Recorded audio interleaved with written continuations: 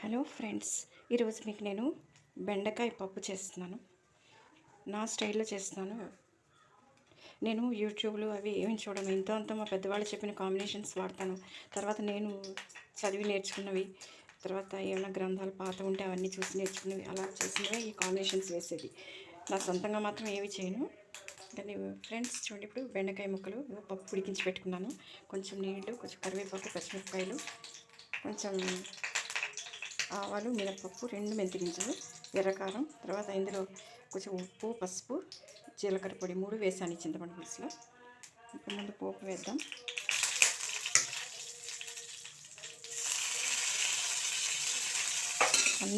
అన్నీ కొనుక్కున్నవే కదా ఫ్రెండ్స్, అందుకే ఒక ఆవు గింజ ప్రతిదానికి చాలా జాగ్రత్తగా చేస్తాను.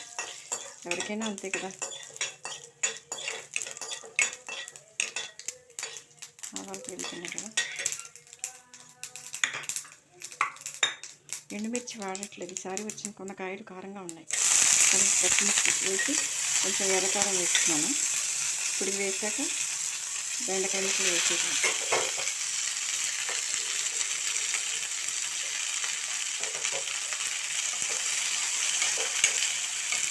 ఇవి లేతగా ఉన్నాయని లావుగా కోసాను. అందుకని ఏంటంటే కొంచెం నీళ్ళు వేసి ఉడికిద్దాం. ఫ్రెండ్స్ ఇప్పుడు చూద్దాం, ఎక్కిద్దాం. బెండకాయ నీళ్ళన్నీ పోయి ఉడికిపోయాయి చూడండి ఇలాగా అన్నీ. ఇప్పుడు ఇందులో చింతపండు పులుసు ఉప్పుతో కలిపింది వేద్దాం.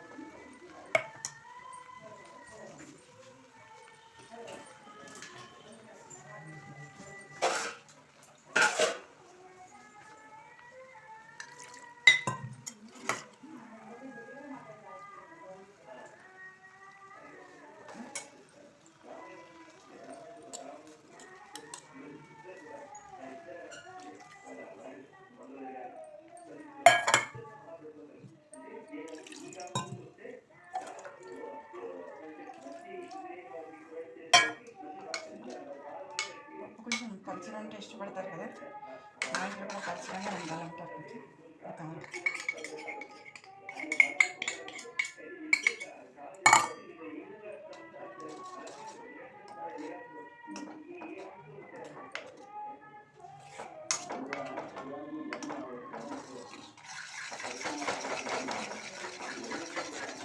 ఒకసారి ఇలా హైగా పెట్టి పప్పు ఇలా కలవడానికి ఇలా కలిపాను. కానీ ముక్కలు పేస్ట్ చేయకూడదండి, ముక్కలు కనిపిస్తూ ఉండాలి.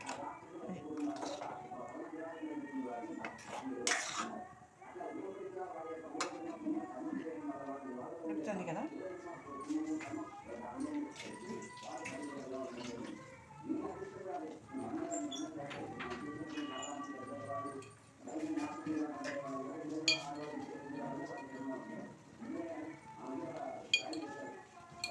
నేను వేసిన ఉప్పు సరిపోలేదనిపించింది, అందుకని వేస్తాను.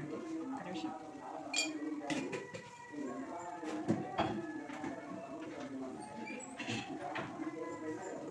అయిపోయింది కదా, ఇట్లా పొంగాక ఆపేయండి.